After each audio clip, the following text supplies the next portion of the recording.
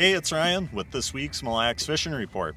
We're at the end of October and water temps are about 49 degrees. Checking out the 10-day forecast, I see a lot of mild weather in the forecast. I don't expect water temps to change very rapidly just by looking at the forecast, but we've definitely got a great opportunity for late season fishing coming up over the next 10 days. So if you're looking to get out on Mille Lacs, it doesn't look like the winds are supposed to be too bad and the temperatures are supposed to be pretty nice. Starting off with the muskies as usual. We've got a big change going on out here on the lake. Our water temps have dropped a lot over the last couple weeks, and we're kind of right on target as far as the tullibee spawn. And what does the tullibee spawn mean for muskies? Well, it means that the big muskies that have been living out in the main lake with the tullibee out in the deep water all summer are going to start moving in and following the tullibee that are coming in to spawn. The tullibee spawn when water temps hit about 42 degrees. They come up onto the shallower rock reefs, especially the ones that are adjacent to deep water. But they come up into that 3 to 7 foot to spawn. It's usually about the first week of November, and it's generally when water temps are right at about 42 degrees. This creates some excellent fishing opportunity for giant muskies. This is when guides and fishermen from across the country are going to show up on Mille Lacs. I know as people that are in the musky fishing world notice every year about this time is when the big fish start coming out of the lake. They start showing themselves. The tullibee come in, they congregate, they get ready to spawn. The big muskies, they're isolated into a much smaller area. They're a lot easier to target right now. And this is when we're going to see the big fish caught, is over the next 3-week period. There's a couple different ways to target them. Casting is one popular way, trolling is another popular way. For the guys that are casting, big swim baits, big paddle tail swim baits, crankbaits all work really well. Most of my attention when I'm doing that is going to be focused on the tops of the reefs and the edges. So generally when I'm fishing the tops, you're in that 3 to 6, 7 feet of water. When you're on the edges of the reefs, you're somewhere between that 15 and 20 foot range. For the guys that are trolling, most of the trollers that I see, they're going to be focusing a lot of their attention on the edges of the reefs, that 15 to 20 foot mark, but they're also going to be spending a lot of their time trolling out in deeper water, 26, 30, 32 feet of water. The trollers are going to be using big crankbaits, a lot of 10-inch plus crankbaits. They troll them fast, about 4 miles an hour. I do it some also. Most of my attention is spent on the casting, but I'll also do a lot of the trolling too. It kind of depends on how cold it gets. If it gets bitter cold outside, it gets hard on your hands. So a lot of times we'll put down the casting rods for a while and troll for a couple hours to warm back up again. But either one of those methods produces giant fish at this time, and if you're looking for the fish of a lifetime, the next 3 weeks are the time to do it. One last thing on the muskies, as of right now, what I've been marking out in the lake is most of the tullibee that I'm spotting are out in that 30 plus foot of water.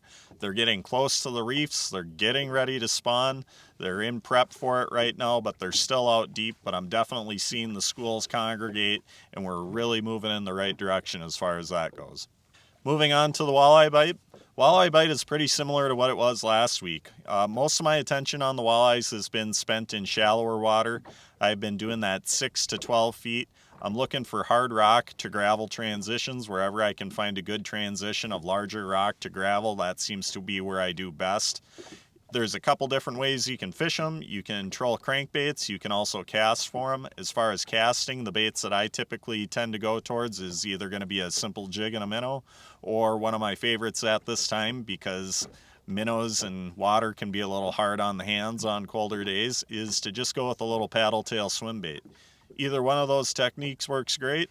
You can cover a lot of water with the swim bait. As far as the live bait goes, it's hard to beat a jig and a minnow. You can either drag the jig and the minnow, or you can hop it across the bottom. But there's definitely fish to be had in that shallower water, and there seems to be a lot of keeper-sized fish up there too. The other bite that I'm noticing is a little bit deeper. It's the same rock to gravel transitions, but I'm seeing a lot of fish in that 17-foot range, give or take a little bit. There's fish out there, they're definitely willing to bite, but I'm still finding them rock gravel transitions. A good way to catch those fish is to troll a little bit deeper diving crankbaits. A deeper bait like a longer billed husky jerk is a great way to get down there at this time. For guys that want to use live bait, a Lindy rig and a minnow is another great option. You can target those shallow fish with it, but those fish that are out in that 17 feet of water are teed up perfectly for that technique. 3-foot Lindy rig, 3/4 ounce sinker, and a little red tail or creek chub or any sort of river minnow is kind of the prime walleye bait for those depths at this time. And on to the smallmouth. Smallmouth bite's going to be, it's been waning, but it's going to start getting considerably tougher as we get colder. Looking at the forecast, I think it's going to continue for another week or so. We're definitely at the tail end of it right now. What I've been doing is we've been fishing them a few different ways. A couple techniques that stand out this time is dragging tubes on the bottom or fishing swim baits. Either one of those techniques can catch fish later in the fall like we're at right now. I know a lot of people also like to start trying different baits at this time.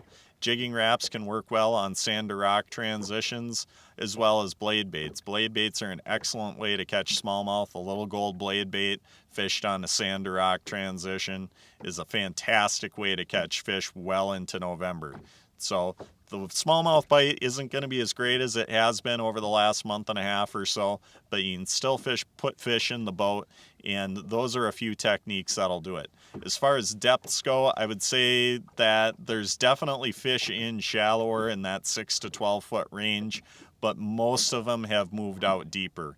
This last week, the smallmouth trips that I've taken out, it seems like when I get into 15 plus, definitely 17, 18 foot of water, that's where we're doing best. That's where we're catching most of our fish, and you're going to be able to catch fish deeper than that also. As it gets colder, the fish kind of stair-step their way down the points, and you'll find them out deeper and deeper as it gets colder and colder as they wake their way out to their wintering grounds. Hopefully this information helps you out, and have a great weekend.